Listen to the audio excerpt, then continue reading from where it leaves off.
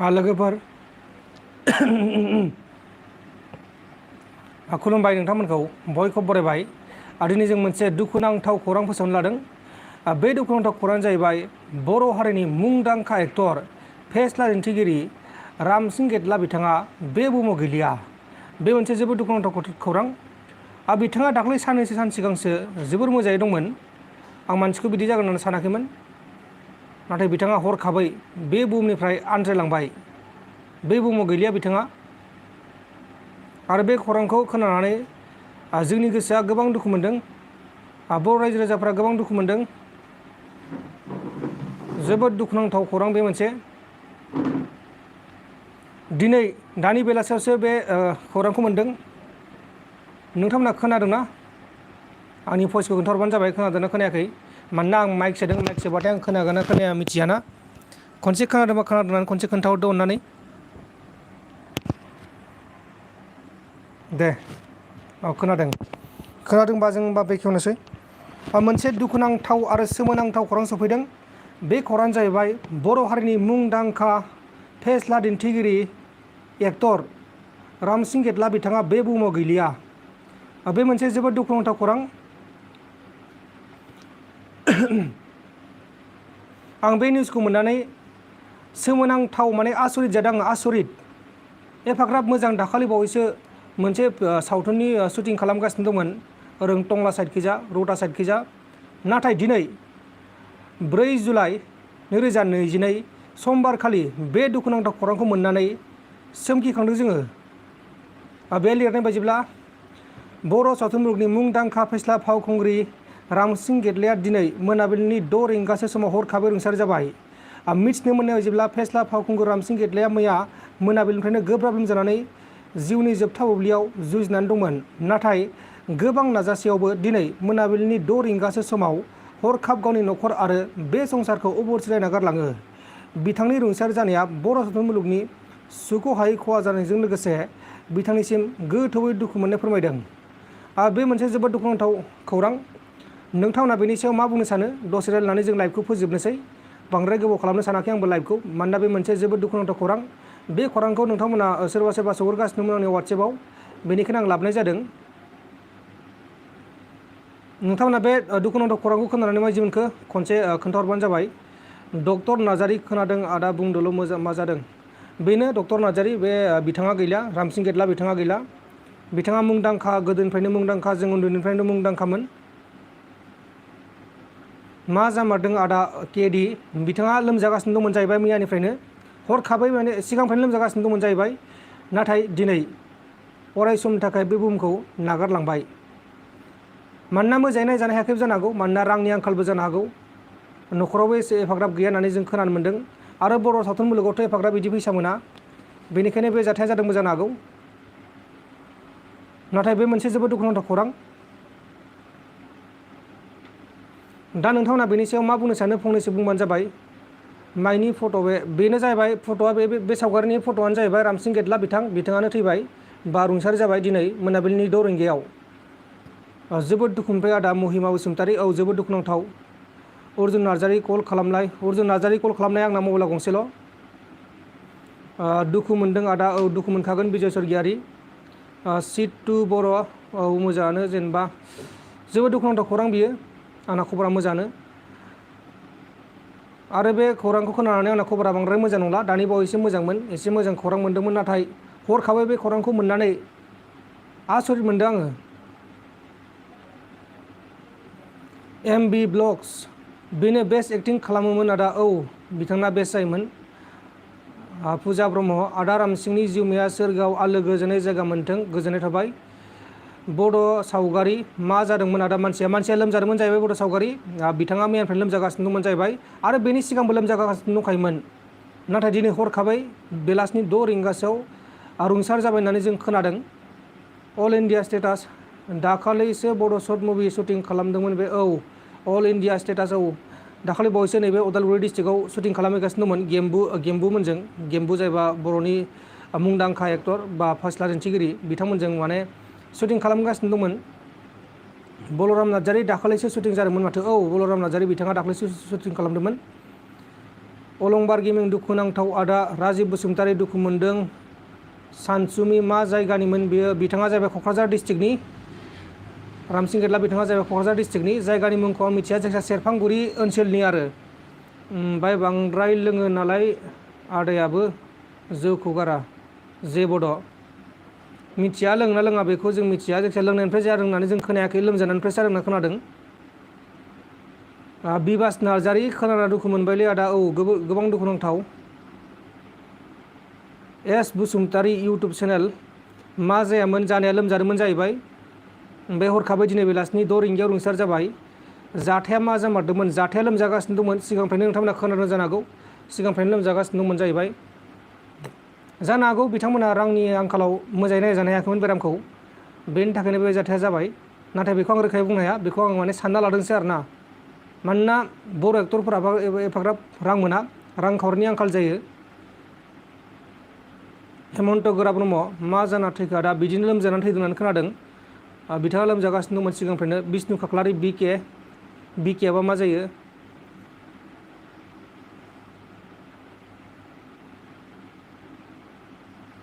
MN आदा news होआखै नामा आदा ब्र निउस आं होगासिनो दङ सानफ्रामबो होबाय थाखायो बि लाहारि आदा रामसिंनि जिउमाया गोजौआव आलो गोजोननाय जायगा मोन्थों औ बिथांनि जिउमाया आलो गोजोन जायगा मोन्थों सोरगोआव दुखुनांथाव बाथ्रा जाबाय बर' हारि इउटुब चेनेल अर्जुन नार्जारि सिगाङाव माथो एक्सिडेन्ट जादोंमोननो औ एक्सिडेन्ट जादोंमोन दाख्लै बावैसो एक्सिडेन्ट जानाया हामबायमोन नाथाय हरखाबै दिनै लोमजानानै मैयानिफ्राय लोमजादोंमोन जाहैबाय मैयानिफ्राय लोमजानाय दिनै बेलासिनि 6 रिंगायाव हरखाबै रुंसार जाबाय अबथिराय फुजा ब्रह्म आब' जुरि मोन्दों खालामदोंमोन आदाया शुटिंखौ औ फुजा ब्रह्म खालामदोंमोन जानांगौ जायखिजाया उदालगुरि डिस्ट्रिक्टआव थांदोंमोन बि लाहारि गाम्बारि बिलनि आदा बे औ गाम्बारि बिलनि जानांगौ क'क्राझार डिस्ट्रिक्टनि नङा होमबा आं डिस्ट्रिक्टखौ मोजाङै मिथिगौ नाथाय गामिखौ मोजाङै मिथिया सेरफांगुरि ओनसोल होननानै मिथिगौ आरो गुड नाइट आदा जोबोद दुखुनांथाव खौरां दैहुं गेमिं जोबोद दुखुनांथाव खौरां औ GMT इस्लारि जोबोद दुखु मोनबाय जय बाग्लारि दुखु मोनबाय दे आदा रामसिं दीपक ब्रह्म खोनाना जोबोद दुखु मोनबाय आदा सिगां एक्सिडेन्ट जानाय अमनाथ औवारि सिगां एक्सिडेन्ट जानाय होननाय खोनादोंमोन माथो ब्र बे हामखांनानै आरो लोमजाफिनबाय नामा औ अमनाथ औवारि बिथाङा लोमजागासिनो दंमोन जाहैबाय ओमफ्राय दिनै बेलासिनि 6 रिंगासोआव हरखाबै रुंसार जानांगौ जाबाय MN बे थैनायखौ ब्र निउसफोराव होआखै नामा आदा निउसफोराव होगासिनो दङ बर' पर्टेलफोराव होगासिनो दङ बड'लेण्ड रादाबाव होदों बड'लेण्ड बुब्लियाव होदों गोबां निउस चेनेलफोराव होगासिनो दङ हेमन्त गोरा ब्रह्म आदा नोंना दारिया सिनजा बांगाल बायदि नुयो आदा सिनजा दारिया हेमन्त गोरा ब्रह्म आं दारिखौ सिनजानो नागिरदोंमोन नाथाय नै समनि आंखालाव आं सिनजानो मोनाखै गाबोन सबनियाफोर आं सिनजागोन गाबोनबो सिनजानो मोना जोंनिया गाबोन माने मंगलबार जाहैबाय नालाय फट'खौ नायनोमोन फट'आ बेनो सावगारियाव फार्स्टनि थाम्बनेलाव थानायानो बेनो जाहैबाय रामसिं गेदला आदा बेनो आं दा लाइभआव फट' देखायनो होनबाथाय आं बोरै देखायनो हागोन आं नागिरनो र' बिथांनि इउटुबाव दंना गैया खनसे नागिरनो आङो दसे थाथ' आं देखायनि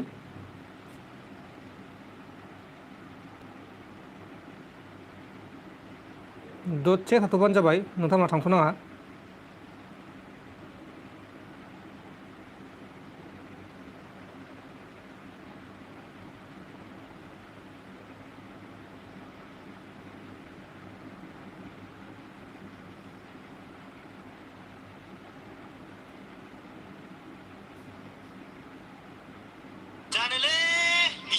दासिमबो सामोलै दा जाखाबसोरो बेखौथ' जोख्रुब खागोन दा लाइआव नांगौसो दंबावो बेसेबा गोजानाव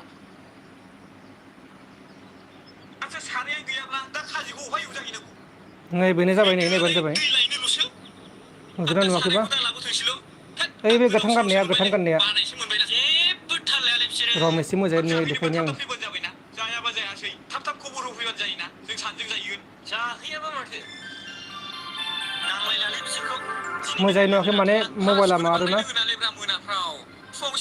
लाइट दङ बेनिखायनो मोजाङै नुवाखै नोंथाङा नागिरबानो जाबाय दा रामसिं गेदलानि कमेडि होननानै लिरबानो मोनगोन इउटुबाव लाइभखौ नायखांबाथाय थेयाव आं देखायनो नाजानि बे फाग्लाफ्रा मा जाखो बे? बे लाइटखौ बन्द' खालामथ'लाय बे लाइटखौ बन्द' खालामथ'लाय लाइटखौ बन्द' खालामथ'लाय नङा होननाया पिकनिक जानो थांनायखौ ना माथो बिसोरलाय साथामल' जोंलाय लाइटखौ बन्द' खालामलाय थांनो फैदों आं सोंनोसैलै र' नै बहा थांनो नोंसोरलाय पिकनिक जाहैनो साथामल' जोंनो माखासे थांग्रोबाय ओमफ्राय अबे जाहैनो नागिरदों बे नुवानो माने भिडिअ क्वालिटिया मोजां नङा बांद्राय जोंहा थांनोसै बेनिखायनो नुवाखै बेखौ ए दे थुग्रोदो जोंबो बावनो जाहैगोन थुदो सायावबो आसोल नारदो थैलाया दे रिपर्टसो मोनलाबाय थाबाय मा जाबोनांगौ जाखो बोसोर गोदानावनो मा थाजा खबर बेलाय नोंहालाय मा जाफैलायखो थाजा ना गरम मोजाङै नुवालै मोजाङै नुवा दा बेखौ दोनथ'दो दा जों रायज्लायनोसै लाइटखौ लगायफिनलाय गोबां गरम दिनै 31 डिग्री सेलसियास जानानै दङ गोबां गरम जागासिनो आरो दा नोंथांमोननाव ससे देखायबाय आङो माने देखायनो नागिरदोंमोन नाथाय हाजोबाखै आरो सोर जाम्बा आदा रामसिं गेदला आदाखौ सिनायलायो औ गोबां मानसि दं बिदिनो सिनायलाया नङा होमबा सोरबा आंखौ सिनायो सोरबा आंखौ सिनाया बिदिनो गोबां मानसि थायो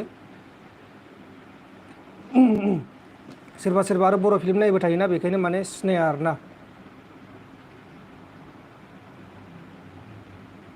फुल स्ट'रि इट्स नोंलाय बुकुल बर' आं बुजियासै फुल स्ट'रि इट्स नोंलाय माने बुजियासै आं मा होनदों फुजा ब्रह्म दाखालिसो STS होनाय स्टेटास होनाय नुदोंमोन आं शुटिंनि आब'जुरिखौ आदा औ सोरां बसुमतारी दिनैसो थैदोंना आदा औ दिनैसो दानि बावैसो बेलासिनि 6 रिंगासो समावसो बे जाथाया जादों गोबां दुखुनांथाव जाथाय बियो बिथांनि थाखाय नोंथांमोना जाहाथे सोरगोआव आलो गोजोनै जायगा मोनो आनान गसाइनियाव बेनि थाखाय नोंथांमोना आर'ज गाबबानो जाबाय खृष्टान धोरोमनिया खृष्टान धोरोमजों आर'ज गाबबानो जाबाय ब्रह्म धोरोमनिया ब्रह्मजों आर'ज गाबबानो जाबाय आरो बाथौ धोरोमनिया बाथौजों आर'ज गाबबानो जाबाय जाहाथे बिथांनि जिउमाया सोरगोआव आलो गोजोन जायगा मोनहैयो बेहाय जोङो धोरोमखौ लानानै नांलाय खमलाय खालामनाङा जों गासिबो बर'सो जोंनि बर'आवनो गोबां धोरोम दङ बाथौ दङ बाथौआथ' मेन जाहैबाय बाथौ दङ रुपामनि दङ ओम शान्ति दङ खृष्टान दङ आरो खृष्टानाबो मोननै मोनथाम दङ जेरै केथलिक बाप्टिस्ट आरो लोगोसे जोंहा दङ ब्रह्म दङ बेबायदिनो गोबां धोरोम दङ दा जों धोरोमखौ लानानै नांलाय खमलाय खालामना लाब गैया बेबायदि दुखुनांथाव समाव जों गासिबोनि थाखाय आर'ज गाबनांगोन खृष्टानानो जा हिन्दुआनो जा गासैबो जोङो समानसो बर'सो जोङो नांलाय खमलाय जानाङा बर'जों बर' अनलायनो सोलोंनांगौ आरो गासिबो हारियावनो मोननै मोनथाम धोरोम थाखायो जोंनि बर'ल' नङा बैसागि बर' सोरगोआव आलो गोजोन जायगा मोनहैथोंसै आदा रामसिं औ बे जोंनि गामिनिमोन गाम्बारि बिल सर्स एक्टिभ गोबां दुखुनांथाव नोंथांमोननि गामियाव माबायदि थासारि जागासिनो दं दा खोन्थाहरबानो जाबाय सर्स एक्टिभ नोंथांमोननि गामिनिबा एसे खोन्थाहरबानो जाबाय जाहाथे रायजोफ्रा मिथियो आं बुंनानै होगोन एन्टनि मुसाहारि बोरै जाखो आदा जोबोद दुखुनांथाव खौरांखा बियो बेनिखायनो आं हरखाबै लाइभ फैनाय जादों नोंथांमोनाबो ओंखाम जाखांबायबो जानो हागौ सोरबा आरो सोरबा जायाखैबो जानो हागौ आरो खोनानानै गोबां दुखु मोनबाय जानो हागौ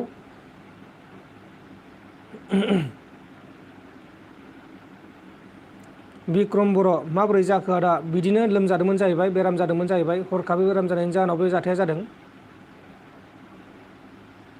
हिरेन बसुमतारी बयबो लाइक खालामा नोंथांमोननि आखायावसो दङ आंनि आखायाव गैया जुदि गोसोबा खालामबानो जाबाय जुदि गोसो गैया दा खालाम रावखौबो जर जुलुम खालामनानै जेबो मुलाम्फा गैया जाय बिथांमोना गोसो बिथांमोना लाइक खालामनो हागोन आरो जाय बिथांमोना गोसो गैया बिथांमोना लाइक खालामनो हाया गोसो गैयाबा बोरै लाइक खालामनो हागोन बेनो आरोना मोनसे मिस्टार जोमै आदा फैला जे बरगयारि मेन्देला आदा मोननि फार्स्ट रामसिं गेदला औ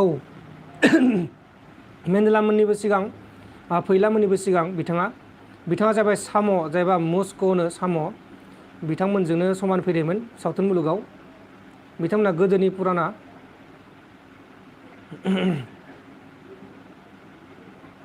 बुहुमसा हाबा जागोन ना जायाखै आदा गथ' साबैसे हाबा जागोन ना जायाखै बेखौ दा नैबे गामिनि मानसिनाव सोंहरदों आङो बिथाङा दाबो रिप्लाइ हराखै आं सोंहरदोंमोन जाहैबाय दा बिथाङा सोंहरनायखौ फिननो होबासो जोङो नोंथांमोननो फोरमायनो हागोन बिथाङा गथ' साबैसे दङ बिसि दंना गैया दा गामियाव माबायदि थासारि जाना दङ बेखौ जों दा सोंहरदोंमोन बिथांनियाव बिथाङा जुदि थाबैनो रिप्लाइखौ हरो अब्लाथाय नोंथांमोन आं फोरमायनोसै।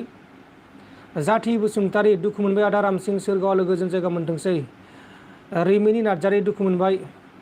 बिरांसि बर' अबेनिमोन बियो आदा गाम्बारि बिल जाहैबाय क'क्राझार डिस्ट्रिक्टनि सिङाव थानाय गाम्बारि बिल बे गामिनि जाहैबाय।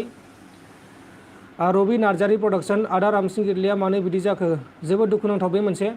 रबि नार्जारी बिथाङा माबोरै बिदि जाखो मानसिनि जिउ मानसिनि जिउआ थास' बिलाइनिसो नङा होमबा थास' बिलाइनि दै बेनिखायनो माब्लानि समाव मा जायो बेखौ जोङो रावबो हमदांसनो हाया। बेखायनो जोङो थांना थासान्दियावनो जोङो बयजोंबो अनलायनानै मिलायनानै थानांगौ। जेब्ला गोमोरलांगोन अब्ला रावबो मिथिनाय नङा। दा आंबो गोमोरलांगोन सानसे समाव नोंथांमोनाबो गोमोरलांगोन जों गासिबो गोमोरलांखाजोबगोन गासिबो खनसेनो गोमोरलाङा गासिबो सानसेबाल' गोमोरलांखागोन। सुभास सरगियारि दारिखौ साफा खालामना लाद' नोंथां। औ सुभास सरगियारि सिनजानो टाइम मोनाखै आं जुदि टाइम मोनो अब्ला आङो दारि खानाय गासिखौबो सिनजाजोबसै। मानोना समनि आंखाल ओरै हस्पिटाल थांनांगौ ओरै आरो खामानि मावनांगौ ओरै आरो डिउटि थांनांगौ आरो जों निउस नागिरनांगौ गोबां दुखुनांथाव थासारि जाना दं दा। एसार माइ ब्लग बेसे दुखु बर' हारिनि थाखाय गोबां दुखुनांथाव बर' हारिनि थाखाय बे बेसे दुखु ना बेखौ सोंजाया बुंस'हायै दुखु।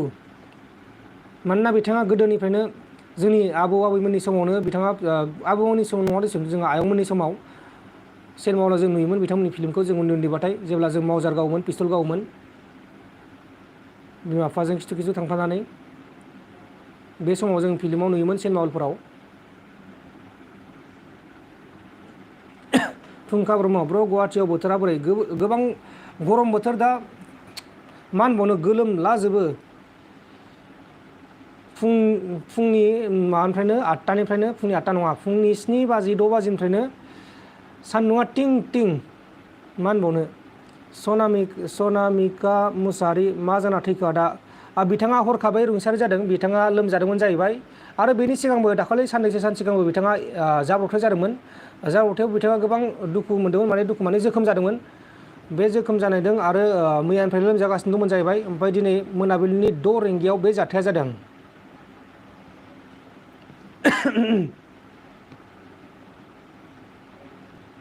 नों लाइभ फैनाया बेसे गोबाव जाखोलै आदा आं लाइभ फैनाया नै 18 मिनिट जासिगोन। बुहुम दैमारि 18 मिनिट जासिगोन।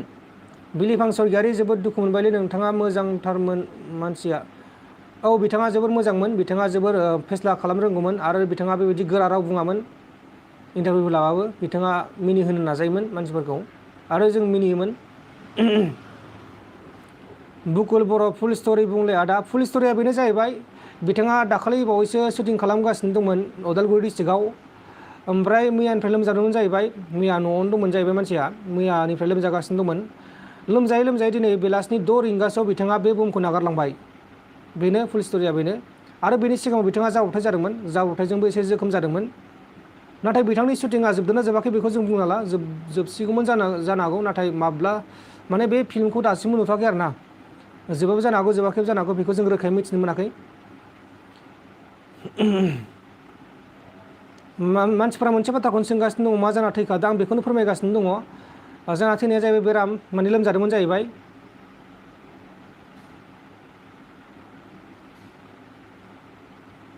आरो बिथाङाल' नङा जों गासिबो सानसे समाव बिदिनो रुंसारि जाखागोन। नोंथांमोनाबो जागोन आंबो जागोन। बेखायनो जों थांना थासान्दि अनलायनांगौ। बर'जों बर' अनलायाबा जोंखौ सोरथो अननो नङा होमबा लोगोफोर। बेनिखायनो जोङो माने हिंसा हिंसि दाङाबाजिखौ खालामालासिनो गावजों गाव अनलायनांगौ। बै सासेखौ सोंखारनाय बिदिजों जेबो मुलाम्फा गैया। मानोना जों बयबो सानसे समाव थांखागोन गोजौआव। रैमिनि नार्जारि मा टाइमाव रुंसारि जाखो बाबु आब' नैबे बेलासिनि 6 रिंगा दिनै 4 जुलाइ 2022 बाराया जाहैबाय समबार बे समबार बारायनि बेलासिनि 6 रिंगायाव बे जाथाया जादों जाहैबाय।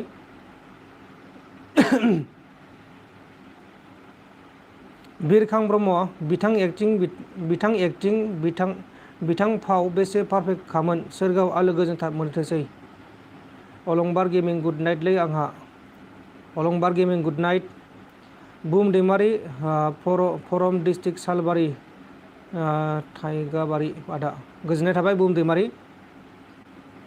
ओंखाम जायाखै नामा आदा दाबो ओंखाम जाथ'वाखै ओंखाम जोंना बे 12थासोनि उनावसो मोनजायो। मानोना जों निजे संना जायाना जोंना लोगोफोरासो सङो लोगोफोर माने कम्पानिनिफ्रायसो मोनजायो नालाय बिथांनि भिडिअखौ नायना जोबोर इन्टारेस्ट मोनोमोन बिथांनि भिडिअआ इन्टारेस्ट जायोमोन माने फाव दिन्थियोमोन फेस्ला दिन्थिगिरि नङा होमबा बेनिखायनो बिथांनि भिडिअ नायथावथाव जायोमोन जुगेश बसुमतारी आदा आंनिखौ रिप्लाय हो नोंथाङा मा सोंदोंमोन आं नुवासै खनसे नागिरफिनदों आङो जुगेश बसुमतारी नोंथांनि एन्सारा फैयाखै आंनियाव हायोबाथाय खनसे सोंहरफिनबानो जाबाय आं फोरमायगोन मा एन्सार बियो माखौ मिथिनो लुगैयो सोंहरबानो जाबाय आंनि सायाव मा मिथिनो लुगैयो सोंहरनो हागोन गासिबो सारा बहानिमोन बिरुज दैमारि बिथाङा जाबाय क'क्राझार डिस्ट्रिक्टनि सिङाव थानाय गाम्बारि बिल गामिनि थागिबि रबि नार्जारि आदा ओंखाम जायाखै दाबो जाथ'वाखै मारै दं दैमालु बर' आं इदिनो दं गेजेरावनो दङ बांद्राय मोजां नङा बांद्राय गाज्रि नङा शेयार खालामगोन दे आदा प्रान्जल मिस्टार जोमै गोजोननाय थाबाय बिजित बसुमतारी मा मावो आदा आं दाख्लै खोन्थाखांबाय लाइभआव आङो मावो जाहैबाय हेल्थ इन्सुरेन्सआव हेल्थनि खान मावो आङो अटल अमृत अभियान आरो आयुष्मान भारत बे मावो आङो माने जोंना टेन्डारनि खामानि जाहैबाय आरोना टेन्डार जेरै कन्ट्रेक्सुवेलनि जायो जोंना टेन्डारनि जायो जोंना टेन्डारा जाहैबाय मोनसे कम्पानिया टेन्डारखौ मोनो बे कम्पानिनि नामानो जाहैबाय जोंनि कम्पानिनि नामा जाहैबाय FHPL आरोना बे कम्पानिया मोनदों सिगां MD इन्डियामोन आं मावनाया ओमफ्राय MD इन्डिया माने माबाखौ मोनासै नालाय टेन्डारखौ मोनासै नालाय जोङो FHPL मोननायखाय जों FHPL जों थांबाय आरो ओमफ्राय आरो दा FHPL बोसोरनि थाखाय दंबावो आरो जुदि बे बोसोरनियाव टेन्डारा सोलायबावोबाथाय बै मोनसे कम्पानिया मोनोबाथाय बै मोनसे कम्पानियाव जों थांलायनांसिगोन आरो बिदिनो माने पारमानेन्ट नङा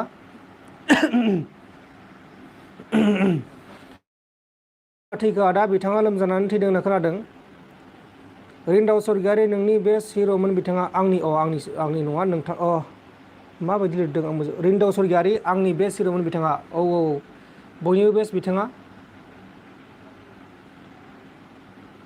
माइनाव बर' आदाया बहानि आं जाबाय बाक्सा डिस्ट्रिक्टनि सिङाव थानाय सिमला पुलिस बाजारनि सिङाव थानाय खामार दैसा गामिनि भुटान खाथि लोखि बाजार एरिया सिमला एरियाखौनो होननांसिगोन सिमला लोखि बाजार खाथि मेन्देला मोननि गामि खाथि फैला मोननि गामि खाथि आरो हेलेना दैमारि मोननि गामि खाथि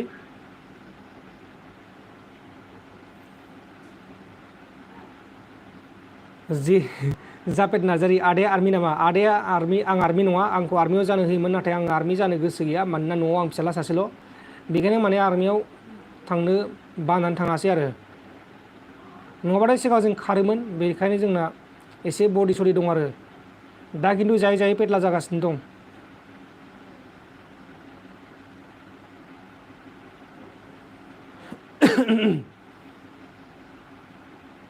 ओइ आदा प्रान्जल रामसिं गेदलाजों आदा गेम्बुजों मोनसे भिडिअ खालामदोंमोन ना जोबदोंना जोबासैलै आदा मिस्टार जोमै बे जोबाखै बायदि मोनदों आङो दा बिथांमोना शुटिंसो खालामगासिनो दंमोन दाखालि बावैसो गेम्बु बसुमतारी ना मा मिथिया आं जायखिया गेम्बु होननानै बुङो बिथांमोननि प्रडाक्सनाव मावदोंमोन जाहैबाय ओमफ्राय बे शुटिंआ जोबदोंबो जानो हागौ जोबाखैबो जानो हागौ बेखौ रोखा मिथिथ'वाखै खन्थाइ लाइफांहारि ओइ आदा रामसिं गेदला बिथांखौ खनसे एक्सिडेन्ट जाना थैदों ओहो थैयाखै एक्सिडेन्टआव थैयाखै बिथाङा एक्सिडेन्टआव जोखोमल' जादोंमोन बिजय बर' आदा माब्ला थैखो एक्टरा दिनैसो दानि बावैसो बेलासिनि 6 रिंगायावसो दाहालागैबो जोबथा बिदाय होथ'वाखै जानांगौ बिथांमोननि गामिनि सासे मानसि कमेन्ट खालामदोंमोन नाथाय बिथाङा दा गैला अबेबा खारबाय जानो हागौ बेस्थ'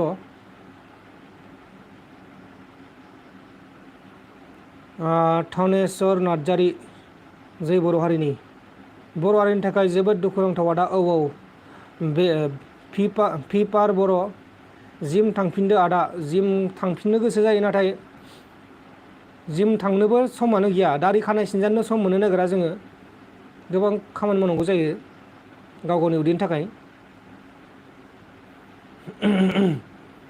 सानसुमै रामसारि मा जाना थैखो आदा आं बेखौनो खोन्थागासिनो दङ बिथाङा जाहैबाय लोमजागासिनो दंमोन जाहैबाय मैयानिफ्राय ओमफ्राय दिनै बेलासिनि 6 रिंगासोआव हरखाबै अराय समनि थाखाय बे बुहुमनिफ्राय गैला आदा दा मा मावगोन आदा दा मावगोन मदन ब्रह्म आं बुजियासै नोंथाङा मा होननो नागिरदों बिजित बसुमतारी आदा नोंसाना न'आ साबैसे जोंहा न'आव गैला रावबो आइ बाबा आं आब' साथाम दंमोन आब' साथामबो जुलि जाजोब्बाय दा जुलि जानो लागै आंल'सै आरो आं अखासै न'आवनो। मनजित मुसाहारि गुवाहाटि मा जायगायाव थायो आदा? आं 6 माइलाव थायो, 6 माइल 6 माइलाव थायो आं 6 माइल।